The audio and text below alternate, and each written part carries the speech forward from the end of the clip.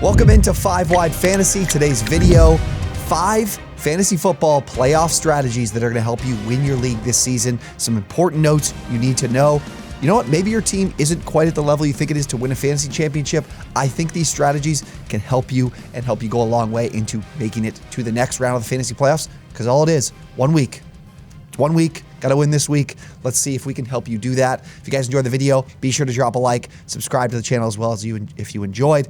And as always, comment down below with any questions you have. Appreciate you guys yet again for getting us to 20,000 subs on the YouTube channel. We got 5 strategies here.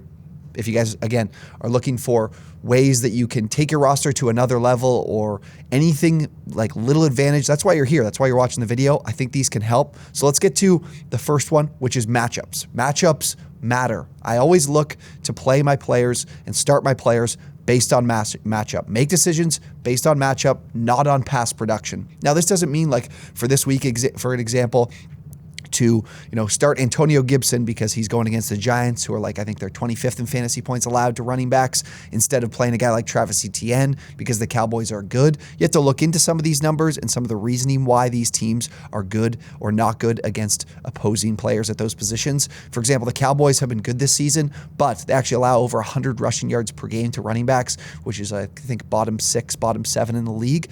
But use this information to your advantage. There's a lot of things here and a lot of specific teams that your league mates probably don't know about, like Houston, New York, and Seattle. Those are all top 4 defenses against fantasy wide receivers.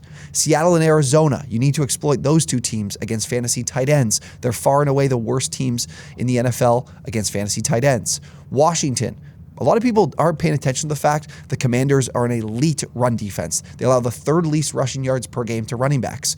Go to matchups. Trust your matchups. If I lose because I started Mike Evans at wide receiver against Cincinnati over Garrett Wilson against the Detroit Lions, I will lose sleep. Like it will haunt my dreams for the rest of the offseason. Don't make these types of mistakes, because I can live with starting Garrett Wilson over Mike Evans because Garrett Wilson has a fantastic matchup. Mike Evans does not. Like, those are the types of situations where I can live with myself in the offseason if it doesn't work out, but I don't want to burn myself because a guy has helped me get here and I'm going to reward him by playing him. That's not how this works. That guy doesn't give a shit about you playing him on his fantasy team.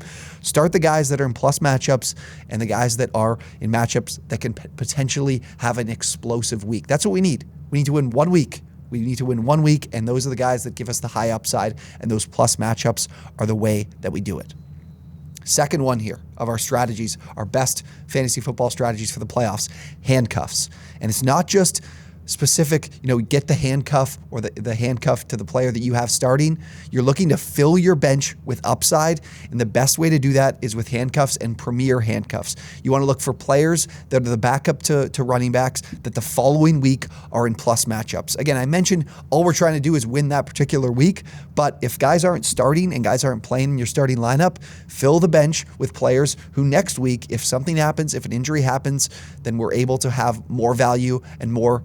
Having to make decisions between players on your bench or starting is not necessary. Like, sometimes it can hurt you, obviously, and you can start the wrong player, but it's a good thing. You have good players that can help you win a fantasy championship. Let's give us more opportunity to give the best players on our team an opportunity to win us those weeks. So you want to look, like I mentioned, for plus matchups. For running backs, that's the Los Angeles Chargers, the Houston Texans, the Cleveland Browns, the Seattle Seahawks. Those teams are all bottom 4. So examples, one of them we talked about in the waiver wire video yesterday. If you guys haven't checked that out, be sure to go look. There's like a guy you can add at each and every position that can help you win this week. Deion Jackson. Add Deion Jackson. He's not in that plus matchup this week, but the week following, he's got the Chargers. Then Dontrell Hilliard, backup for the Tennessee Titans. The Titans have the Houston Texans next week, and you know what they've been doing to the Houston Texans on the ground in the past, like 3-4 seasons. So if anything happens to Jonathan Taylor or Derrick Henry, these are guys that will be able to provide immediate value. Because if we add a handcuff from a team that's in like a middling matchup or in a room that's a bit complicated as to who the true backup is, those guys could kill us. Those are the guys that aren't really going to be able to return a ton of value potentially. So look for the handcuffs, fill your bench with handcuffs, and look for the handcuffs that are in plus matchups the following week. And we'll go through those on the waiver wire every week until the end of the season here to make sure that you got those types of players on your bench stashed away. Very similar here with our third strategy. It's just drop them. That's all I wrote here. drop them. This is an important strategy that a lot of people tend to ignore, and it can hurt you. Don't hesitate to drop players that are trending in the wrong direction or in bad matchups. We talked about some of these when we did our best and worst fantasy matchups for wide receivers and running backs in the playoffs. So some of these teams in particular that stick out to me: Jacksonville. They have Dallas, New York, the Jets that is, and the Houston Texans. The Jets and Texans are 3rd and 4th in fantasy points allowed to wide receivers. Dallas is like right in the middle, but that's because they're a team that's been very good this season and been in a lot of matchups where they're leading. Opposing teams are having to pass quite a bit. But if you look at, having Trevon Diggs on the outside, like Zay Jones is a player you added. He's been very productive the last couple weeks. I wouldn't be afraid to drop him because these are bad matchups for Zay Jones on the outside against these defenses. You've got him going against Trevon Diggs, Sauce Gardner, and Derek Stingley Jr. Those are matchups I don't want to play Zay Jones in. Drop him, because if your opponent picks him up and tries to play him, he's going to get burned, and it's going to help you. It's going to benefit you. No worry about, oh my God, if I drop this guy and he goes off, it's going to kill me. I'll never be able to live with it. These guys, we're going to drop them because they're not going to perform. And if your opponent plays them, you're a winner in this situation. It works out double for you. Another team, Minnesota. They go in Indianapolis, the Giants, and the Packers. All of them are top 10 in fantasy points allowed to wide receivers. Adam Thielen. Adam Thielen's been at some weeks serviceable for you, but in these matchups, you're probably never going to play him. See ya. Let me go get a handcuff. Let me go get that premier handcuff instead of hanging on to Adam Thielen and never actually playing him. He's going to provide you no value. It's going to hurt you if you hang on to a guy like Thielen for the entire fantasy playoffs and never play him, because you could miss out on Deion Jackson if Jonathan Taylor gets hurt this week. So definitely, I'm looking to drop guys if they're in bad matchups, but as well, a guy like Josh Palmer. He had an incredible stretch. If you added him when we saw Keenan Allen and Mike Williams out, he was like a top 4 fantasy wide receiver, maybe top 7. But now he's the wide receiver 3 in LA. He's in a situation here where he's not going to be playable for you. Yes, he's been great. Pass production, fantastic. Thank you, Josh Palmer. You might help me win a fantasy championship for those weeks that Keenan Allen or Mike Williams were out. I don't know you shit, though. I'm going to drop you because I'm going to go get myself a premier handcuff, or I'm going to go get a player that's in those plus matchups.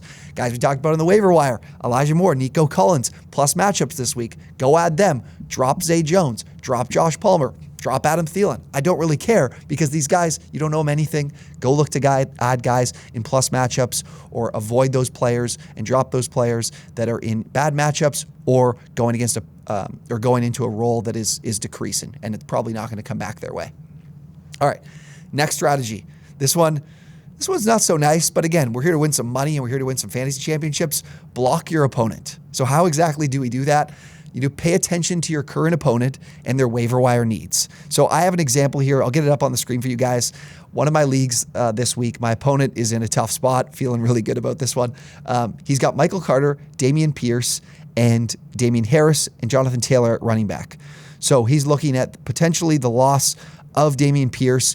Michael Carter's role looks nowhere near serviceable, and then he's going to be looking at Damian Harris, who is still hurt, was doubtful this week, didn't really practice, probably going to miss next week. He's desperate for a running back. He's also losing Deebo Samuel. This is a guy I know is going to be on the wire, and he's going to be looking for the running back position. So for me, if I have those open spots on my bench, I'll drop guys at the wide receiver position that he might not be looking for, and I'll go add Pierre Strong or Daragumawale or Kevin Harris. I'll add those guys. He's got 100%.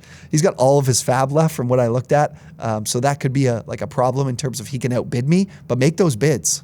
Keep him from adding these types of players. This is the type of thing where it's yes, the thing you can control is scoring as many fantasy points as you can. That's usually what you think fantasy football is all about. But this is actually something you can control too. It's also about your opponent scoring as little as possible. So this is a situation where you have some control. Again, in other situations, you might not be in as advantageous of a spot as I am here against this opponent this week. But if it is available to you, block your opponent from making additions at quarterback, at running back, at defense. If you guys play with defenses, I'm not really playing with a lot of defenses in my leagues anymore, but this is something you can control.